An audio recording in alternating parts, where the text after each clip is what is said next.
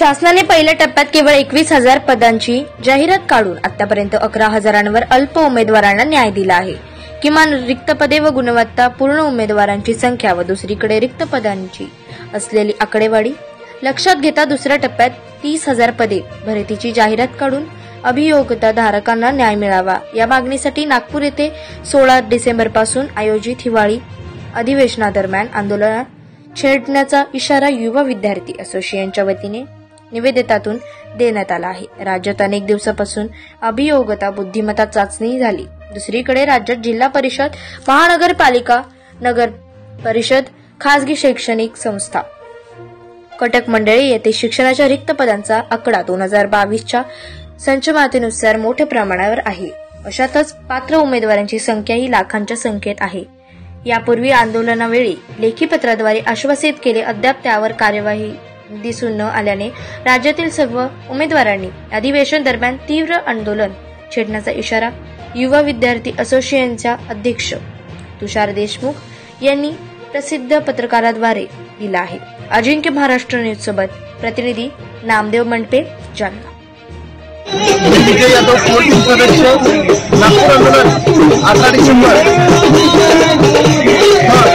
Yashwantrao stadium संतोषी नागपूर आज बेमुदत धरणे आंदोलन आपण सुरू केलेलं आहे। त्या बेमुदत धरणे आंदोलनाच्या प्रमुख मागण्या ज्या आहेत तुम्ही वाचून घ्या। मी तुमच्या सहकार्यासाठी आपल्या प्रमुख मागण्या आहेत की जाहिरातीसाठी टॅब लवकरात लवकर उपलब्ध करून देणे, सेल्फ सर्टिफाईडचा टॅब लवकरात लवकर उपलब्ध करून देणे। ज्या आस्थापनांनी जाहिरात दिली होती परंतु 80% पदभरतीची जाहिरात नव्हती, त्यांनी 80% पदभरतीची जाहिरात द्यावी आणि ज्या आस्थापनांनी आतापर्यंत जाहिरातच दिली नाही त्यांनी सुद्धा 80% पदभरतीची जाहिरात देणे बंधनकारक असावं। या मुख्य मागण्यासोबत आपण हे नागपूरमध्ये आंदोलन करत आहोत।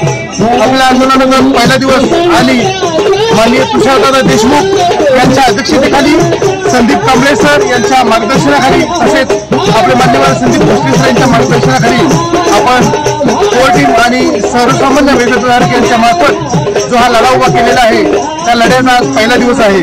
आज पहिल्या दिवशी जो टेंट आपण घेतला होता, एक 10 बाय 15चा टेंट घेतला होता, तो टेंट कमी पडून आपल्याला शेजारचा एक मोकळा टेंट आपल्यामध्ये वाढवावा लागला।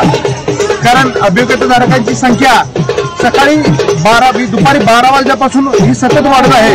आताही कित्येक अभियोग्यताधारक सध्या ट्रॅव्हल करत आहेत आणि या भागातले विशेषतः विदर्भातले जे अभियोग्यताधारक आहेत मोठ्या संख्येने इथं हजर राहत आहेत। इथं आंदोलनाच्या ठिकाणी आयोजित केल्याप्रमाणे आपण राहण्याची, खाण्याची, चहाची सर्व व्यवस्था केलेली आहे। जे अभियोग्यताधारक अजूनही घरातून निघलेले नाहीत त्या अभियोग्यताधारकांना माझं सांगणं आहे की तुम्ही लवकरात लवकर नागपूर आंदोलनामध्ये या। कारण आताच आपल्याला पोलीस प्रशासनाकडून डेलिगेशन बोलवण्यात आलं होतं। त्या डेलिगेशनला सांगण्यात आलं होतं की अतुल सावे सर तुम्हाला भेटतील, परंतु आपल्या आंदोलकांची, आपल्या कोर टीमची मुख्य मागणी आहे की मुख्यमंत्री किंवा होणारे शिक्षण मंत्र्यांची आमची भेट घालून द्या।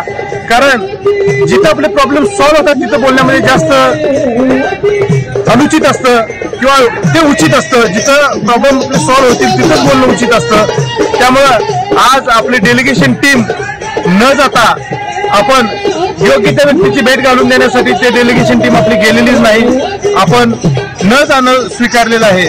तर महाराष्ट्रातील बाकीच्या तमाम अभियोग्यताधारकांना माझी विनंती आहे की तुम्ही खास करून जे विदर्भातले आहेत ज्यांनी आतापर्यंत आंदोलनामध्ये भेट दिलेली नाही त्यांनी आंदोलनस्थळी हजर राहावं। कारण तुम्ही येऊन जाऊनही करू शकताय, कारण आंदोलनस्थळ हे मुख्य